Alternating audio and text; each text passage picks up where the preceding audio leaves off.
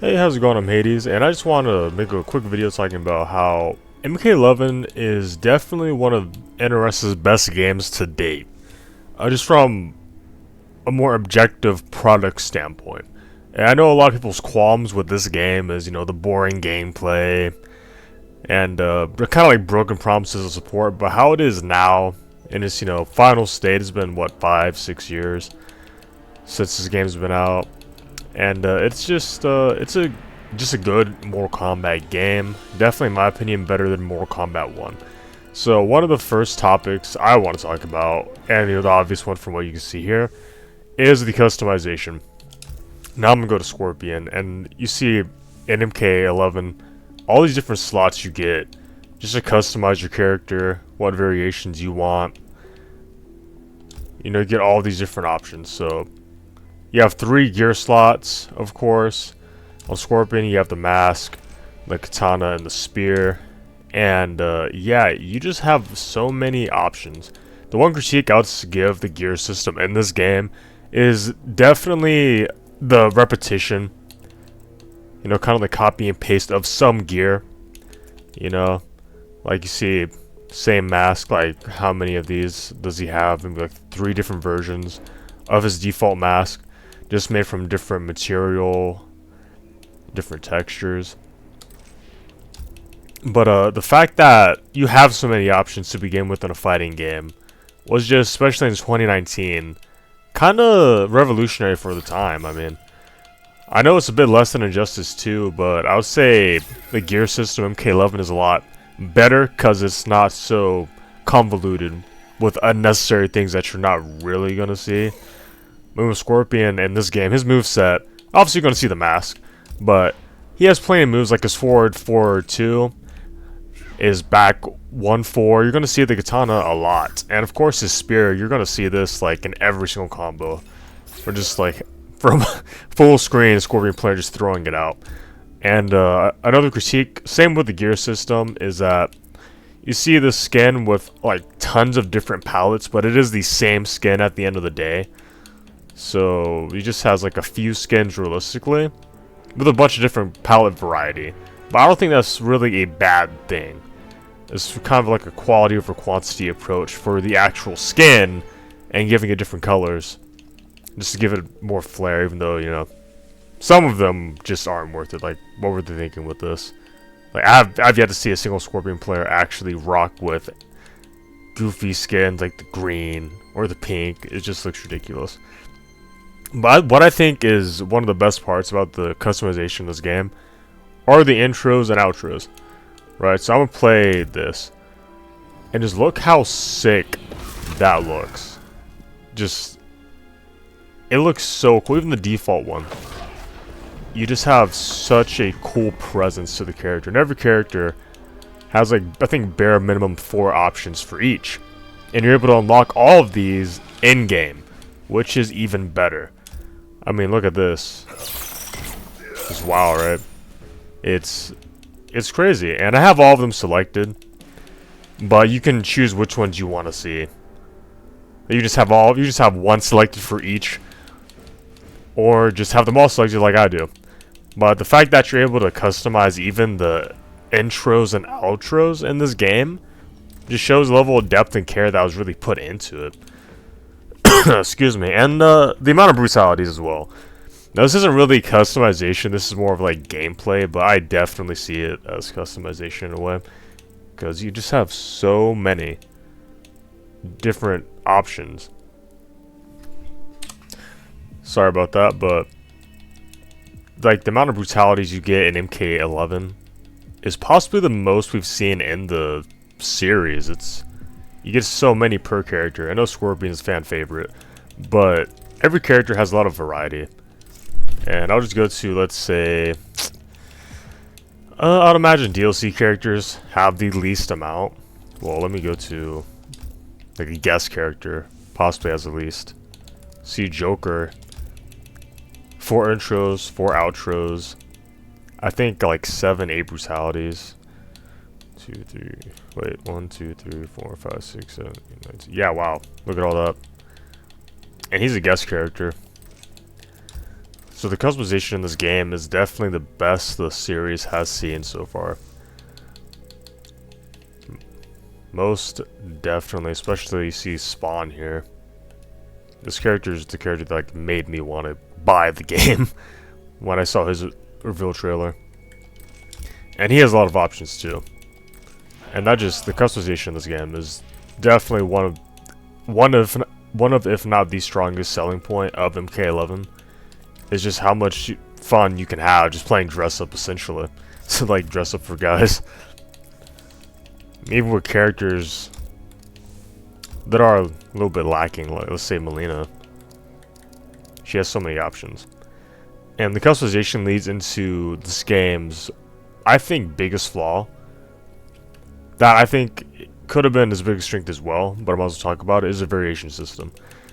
The issue with the variation system, in my opinion, is that a lot of moves take up all the slot space, or they counter out other moves. As you can see here, conflicts with Rolling Thunder, conflicts with Quantum Dash. I think they should have just had different inputs for every move, and just made everything one slot for every character. In my opinion, that could have been just the best way to go, because Melina is possibly the worst case scenario for the variation system. She's very limited. Realistically, like, this is a variation most Melina players play. I mean, minus the Rolling Thunder. But every Melina player plays Playtime, every Melina player plays Stabby Scotch. And that's because, well, without those moves, what does she really have, right? You know, she has bad forward movement. Well, it's decent, but it's not the best. She has bad backwards movement. She's very stubby. And she just doesn't have many options. Very low damage, meter dependent. You know, and already, like, every character in this game is meter dependent. But Melina is just a special case for it. And then you see Rambo. You know, what do you really have without the snare trap? He doesn't have any actual launchers in spite of, you know, snare trap. That snare trap's the only one he has. And you have Fubar being his command grab. I mean, he has other options like Claymore, Artillery Strike, but these are more just kind of fan options, really. They're just cool to use. Like, oh, I remember that from the films.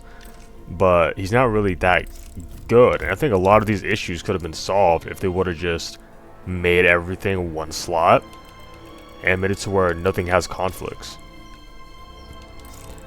And also moves that are like banned in competitive play. I think a lot of it, like Rain. Let me go to his Wave Dash. Now, this is an example of a move that I personally think should not have been banned. This move alone gives him a lot of options, right? And I think this move getting banned specifically was a mistake, because he gets like a whole dash cancel off of it. And yeah, it's super fast across. You just start going across the screen. But I've used it in casual matches, and it's not that it's not that broken. You know, especially even against Cetrion, right? You're not just beating out every zoner in the game with a single dash, right? They're still gonna hit you if you're not careful. And they could have easily just adjusted it to maybe slow it down, just give him like an easier wave dash, but have him keep all the utility he has with combos and stuff. And I think like Rain, Melina, Rambo, possibly like the best example of the faults of the variation system. You know, just very limited overall. I mean, Shao Kahn, like, he was pretty bad. Not due to the variation system, due to like his frame data and all that. But yeah, all these conflicts. I don't even think it's really the slot spaces that made it so bad for a lot of people. It's all the conflicts. Like, you're just choosing between iconic moves these characters have. Like, oh, you want to use this? Gotta take that away. I mean, look, Sparkport, 2 slots, right? That should have been a base move. Just a lot of variation moves should have been base moves. It's like they're breaking down the characters to give an illusion of them being kitted out, when in reality, a lot of the variation moves should have been base. And that's definitely this game's biggest weakness, is gameplay. The gameplay of this game, variation-wise, the pacing, was things that got criticized heavily during this life cycle. But So why I think this is objectively the best game, in spite of its biggest flaw being the gameplay, is you see all of these options. All of these options, these game modes you can play. So you have story, towers time, classic towers, crypt, got local for offline play, tournament. That's for the tournament scene when you still had to use tournament variations. This is kind of relevant now. Then you have online AI battle. No one likes this, but it's there, right? Something you notice off the bat when going on MK11 is that it has game modes. There's everything. There's stuff for everybody to do. So if we go to Towers Time, which got first introduced in this game, right? I haven't played it on PC, but essentially, you just have all these towers you can play to unlock stuff for your characters, and to just like kind of compete with other people to get higher standing in the towers. So like at the end of that certain tower run, you'll get rewards and stuff like, oh, if you're in the top 75%, top 1%, whatever, you get a skin, right? And then you have classic towers. I mean, every Mortal Kombat game has this. You know, you go at the end, you fight the final boss, what have you. Modifiers, maybe. That's more Towers Time modifiers, but you just have a lot of options. And then you have the story mode, part 1, part 2. And it's just the user interface of this game is also my favorite, honestly. But you have fully kind of organized well story mode, choosing from chapter to chapter. Got your part 2. I haven't played this yet, and this is really well thought out, honestly. Then you have the crypt, which was this game's like biggest innovation ever. Most definitely. So here's the crypt, and this is by far possibly my favorite part about Mortal Kombat 11. The crypt is just so decked out, and just it's this beautiful kind of mini open world for anybody to explore, right? This is definitely, like, in my opinion, the best casual mode for players. I mean, just look at this. Have this whole island to explore, just to like unlock stuff. And I mean, look at that. You can use Scorpion's spear, Shao Kahn's hammer, just this guy exploring, and it's honestly very fun. After a while, of course, it can get boring, but I think overall it's just so cool to see that they put all this work and time into the crypt. You know, in past Mortal Kombat games, you see the crypt, it's just this little area for you to unlock chests. You know, like you go, you play the game, you fight, you get coins, then you go to the crypt. And this, you're unlocking whole new areas and segments while doing that. And you just have all these different items you can acquire. And also, biggest thing being the severed heads, which I'll go to that right now. Excuse me. The severed heads, so pretty much with this, you do a certain amount of fatalities on a character, like 25 for each, right? You do 25 fatalities on a character, you get their severed head, you put on the spike, and you unlock a lot of their cosmetic items, you know, skins, intros, outros, etc. They gave, like, players a lot to do. I know in the beginning, I think it was like 50 fatalities or 75, outrageous amount, but they did big side, as you can see. But it is just really cool to see all of these different things you can do in the game. And it just gave, like, casual players lots to do, right? And you get this fighting game, you know, it's polished, you get all these modes, you get to mess around with friends, and even by yourself, you get to go to the crypt, explore, unlock different parts of the island, find Shang Tsung's hidden room. You know, it was like a whole mini game inside of MK11. I know, like, a lot of people who really played the game just to unlock stuff, and they really enjoyed the crypt. Of course, like, taking breaks here and there, but it was just really good. And I will say, like, compared to MK1, that just has, like, the shrine and invasions, this is way better. I think the biggest, like, critique of the crypt is obviously it can get boring after a while, right? You just explore, explore, unlock chests, explore, start fighting stuff. It's kind of get a little monotonous, but the fact that they made this whole like open world area in a fighting game is just impressive, especially for the time. Excuse me, like 2019 is when this game came out. I mean, what other fighting game can you really think of in that time that had a whole open world in it? And if you recognize this stage, this is like an actual stage in the game that you can fight in as well, and just exploring it. What do you think is just so cool? And you see all the work and effort the devs put into, the casual audience, honestly, because not everyone's going to play online, right? It's just not for everybody, and you just see how much they kind of thought about that in this game. Like, okay, not everyone's going to be trying to be the best player and ranked. What can we do so they'll want to play the game and buy it? And definitely, I think MK11's biggest kind of success point, where they achieved their goal, is catering to their casual audience, because that is the vast majority of Mortal Kombat players, right? If you play online trying to get better at the game and grind it out, you may not realize it, but I'd say a good 80% of Mortal Kombat fans are just the casual audience, and which is why Mortal Kombat 11 was just so successful. It sold over 15 million copies, and I'm assuming and counting, right? So, 6 years later for a reason. Like, they really, really catered to their audience. And this was definitely, in my opinion, the best mode in the game for casual players, or just if you just get tired online. But now let's go to a more technical point, being the visuals of the game. So I think one of the best parts of MK11, and one of the biggest selling points of this game, like, it's a feature-rich fighting game. You have all these game modes, has tons of customization, but it's just the game looks so damn good. To this day in 2025, going on to 2026, this game has just aged like wine in the visuals department.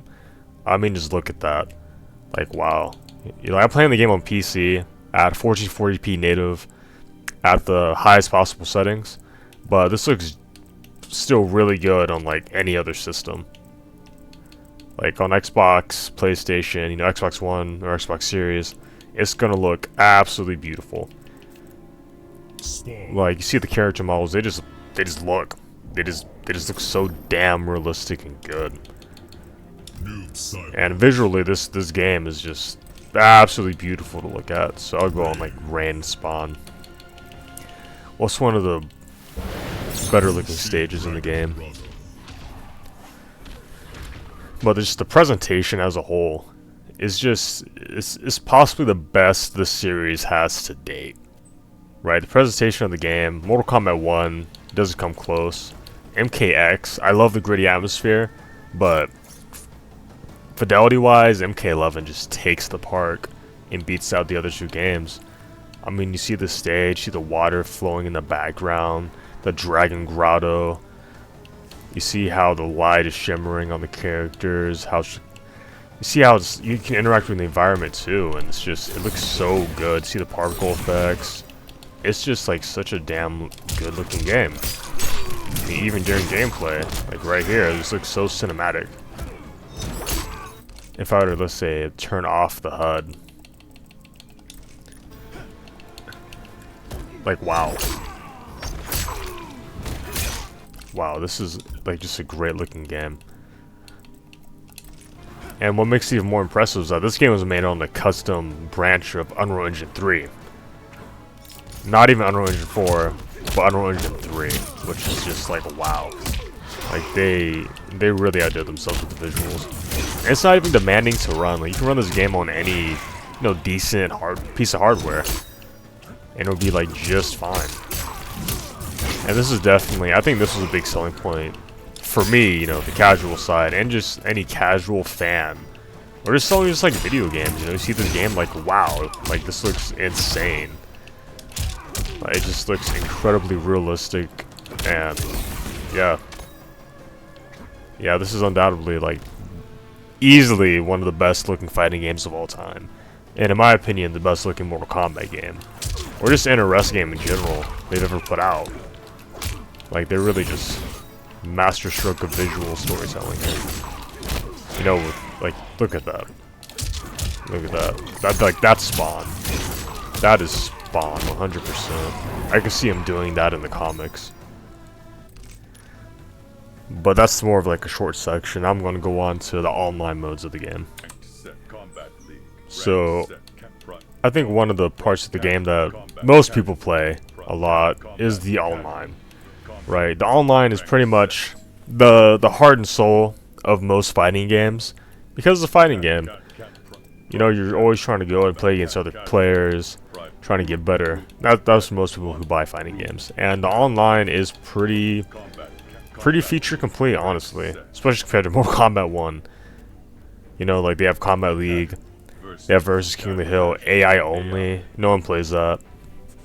But it's there. They have practice, custom lobbies, versus. You know, you can create a room, you can join a room. And you just have all these options. So you look, all these players in here.